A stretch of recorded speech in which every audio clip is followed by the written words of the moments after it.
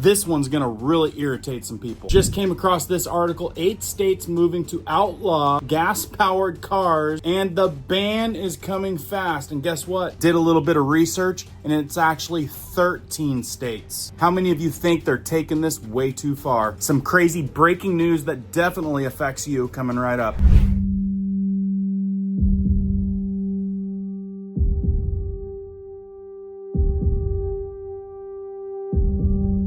Hey guys, my name is Cohen here at Riverside Homestead, and if you're brand new here, welcome. And if you guys are into prepping tips, emergency preparedness, and most important, news and awareness that affects you, be sure to start this video off with a like, hit that notification bell so you guys can stay up to date, and let's begin. Hey guys, welcome back. Thanks for starting this off with a like if you guys value news and awareness tips like this that affects you. Now let's dive right in. This article right here that I just got only says 8 states, but I'm actually gonna list off 13 states. Folks, I don't drive an electric vehicle, and the fact that these states are moving to outlaw gas-powered vehicles, do you know what that means? Let me know down in the comments how this makes you feel, and let me get into this article and get you guys some information. 8 states moving to outlaw gas-powered cars, and the ban is coming fast. Electric vehicles are the future of the automotive industry, and some states are going so far as to ban gas-powered vehicles. Several states are aiming to phase out gas cars in the next few years, putting an emphasis on EVs. EV car sales reached 17 million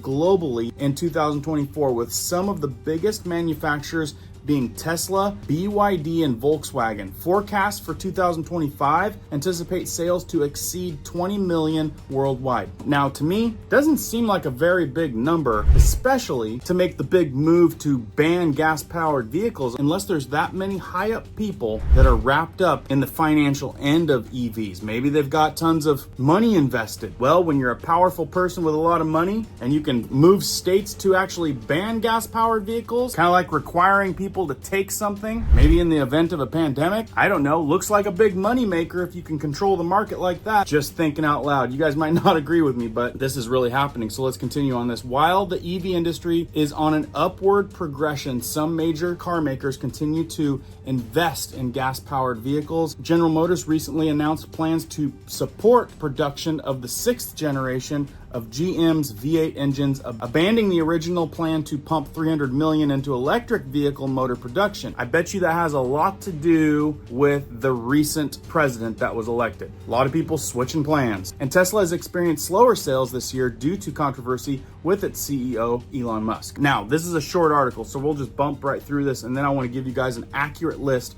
of what states are on the hit list, because you got a pretty good chance it's your state. Can you guys imagine having to garage your gas-powered vehicle? Yeah, just the idea of this is insane. Those vehicles may not be sold in California over the next decade. However, California has adopted the Advanced Clean Car 2 rule, which aims to eliminate all non-electric vehicle car sales by 2035. Of course, California, right guys? And California is only leading the charge. In this particular article, and I've got more information I dug up, 7 other states including Delaware, Maryland, Massachusetts, New Jersey, New York, Oregon, Rhode Island, and Washington have followed suit. And like I said, that's 8, but I actually tallied up 13. According to MoneyWise, the rules don't ban the sale of used vehicles. Only new gas-powered vehicles will no longer be available for sale past that date. Interesting. Of course, that's always the first step. You guys have noticed how things work. It's always in a slow progression. They pinch off a little bit, and then they pinch off a little bit more. But if they can get that to pass, then they can get the next agenda to pass. According to the Environmental Protection Agencies, the average passenger vehicle emits about 400 grams of CO2 per mile. The typical passenger vehicle emits about 4.6 metric tons of CO2 per year. So let's put this in perspective. 4.6 metric tons of CO2 per year for a gas-powered vehicle. Now check this out. When Billy G or Jeff Bezos jumps on their private jet, you want to know how many metric tons of CO2 is emitted? So these guys jump on their private jets, one trip, 50 tons, 4.6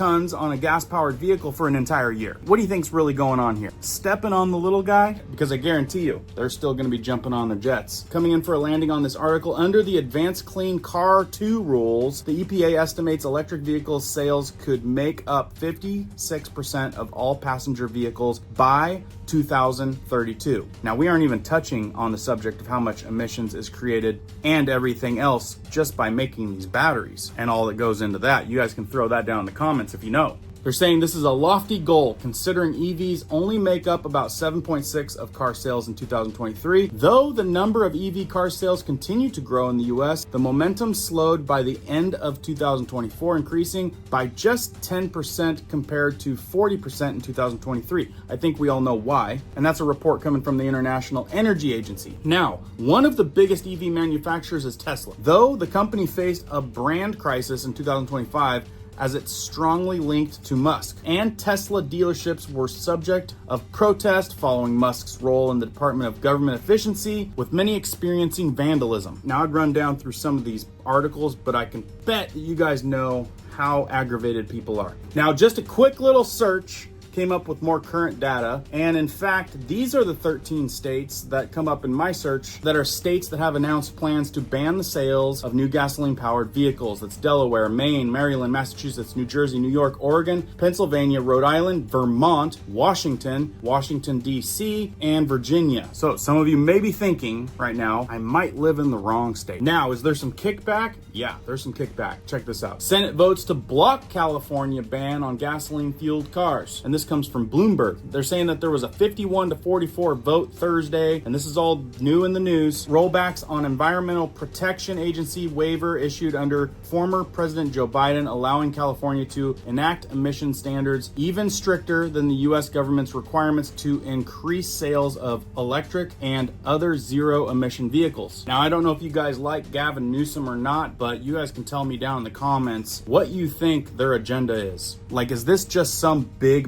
money-making scheme, or does it really have to do with reducing emissions? Doesn't make a lot of sense when they all have private jets and it emits what over 100 gas cars emit in 1 year with just one flight. And I think with the new presidency, you guys have been seeing the reduction in all of the electric car sales. Right here, you can see Tesla sales have been shrinking in California. And honestly, I think that they thought that this was such a big push. A lot of big investors probably went in onto this thing. And then under new leadership, we see the tides change. Here's another one regarding California, because they're usually the leader in this thing. Lawsuits loom as California challenges Senate's block on 2035 gas car sales ban. And there you can see big old fancy Gavin Newsom and Attorney General Rob Bonta announcing plans. In quotes, it says, "Pollution is a subsidy. It's an act of theft against our kids and grandkids. It's not complicable. It's not complicated," said the governor in Sacramento on Thursday. What this act did was allow polluters and pollute more, impacting you